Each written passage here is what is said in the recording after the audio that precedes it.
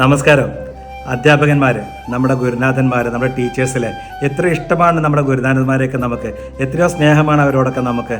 അന്യ ജില്ലകളിൽ നിന്നോ അല്ലെങ്കിൽ നമ്മുടെ പരിസരത്തു നിന്നോ അല്ലെങ്കിൽ അന്യ സംസ്ഥാനങ്ങളിലുമൊക്കെ നമ്മുടെ അറിവിൻ്റെ വെളിച്ചം പകരുന്നതിന് വേണ്ടി നമ്മുടെ നാട്ടിലെത്തിയ അധ്യാപകരോടൊക്കെ അന്നത്തെ അടിയുടെ ചൂട് കാരണം ചെറിയ ദേഷ്യമൊക്കെ നമുക്ക് തോന്നിയിട്ടുണ്ട്. പിന്നീട് അന്ന് കിട്ടിയ അടിയുടെ ചൂടൊക്കെ നമുക്ക് ശരിക്കും ഒരു മധുരമായി തോന്നുന്ന ഒരു നൊസ്റ്റാൾജിക് അനുഭവമാക്കി മാറിയിട്ടുണ്ട് നമുക്ക്.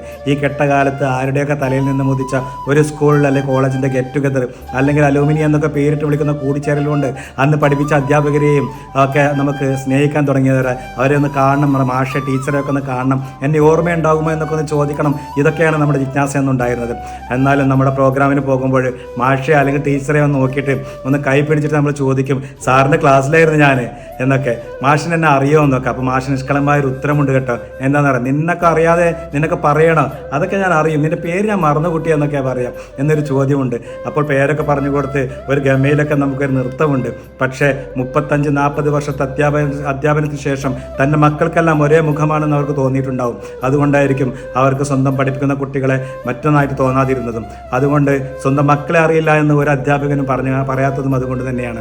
ഈ ലോകത്തിന് നിങ്ങൾ അധ്യാപകർ വെറും ടീച്ചേഴ്സ് മാത്രമായിരിക്കും, പക്ഷേ ഓരോ വിദ്യാർത്ഥിക്കും അധ്യാപകരെന്ന് പറയും നമ്മൾ വായിൽ നോക്കിയിരുന്ന ഒരു താരപരിവേഷമായിരുന്നു അല്ലേ നമുക്ക്, നമ്മുടെ ഓരോ ഗുരുനാഥന്മാർക്കും. അധ്യാപകരൊക്കെ ഒരു മെഴുകുതിരിയെ പോലെ സ്വയം ഉരുകി ആ വിളക്കിൻ്റെ പ്രകാശം പരത്തുന്ന എത്രയോ നല്ല നല്ല അധ്യാപകന്മാരൊക്കെ നമുക്ക് ഉണ്ടായിട്ടുണ്ട്. അധ്യാപകരുടെ ജീവിതങ്ങളൊന്നും ഉണ്ടായിരുന്നില്ലെങ്കിൽ ഒരു ക്ലാസ് മുറികളും ഇന്ന് ഉണ്ടാവില്ല എന്ന് തന്നെയാണ് പറയപ്പെടുന്നത്. എൻ്റെ ഒരു അനുഭവം തന്നെ ഞാൻ പറയാൻ ഞങ്ങളോട്ട്. 10ാം ക്ലാസ് ഞാൻ പഠിക്കുന്ന സമയത്ത് സ്കൂളിൽ ഞങ്ങളെല്ലാവരും സ്നേഹിക്കുകയും ബഹുമാനിക്കുകയും ചെയ്തിരുന്ന ഒരു സീനിയർ മാഷുണ്ടായിരുന്നു. ജബ്ബാർ മാഷ് എന്ന അദ്ദേഹത്തിൻ്റെ പേര്.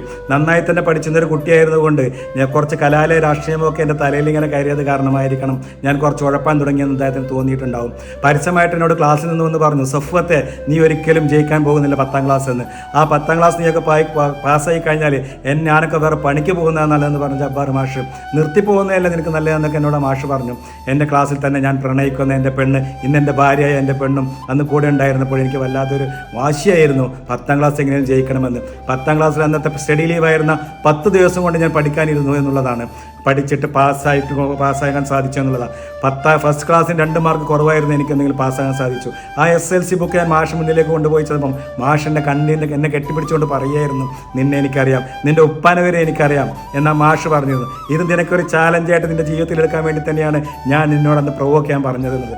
35 വർഷങ്ങൾക്ക് ശേഷം ജബ്ബാർ മാഷ് ഞാൻ എൻ്റെ മമ്പാട് എന്ന കൊച്ചു ഗ്രാമത്തിലെ ചെറിയ ഒരു ഗ്രാമത്തിലെ ഒരു ഗെറ്റ് ടുഗദറിന് വേണ്ടി മാഷ് ഞാൻ കൊണ്ടുവന്നു.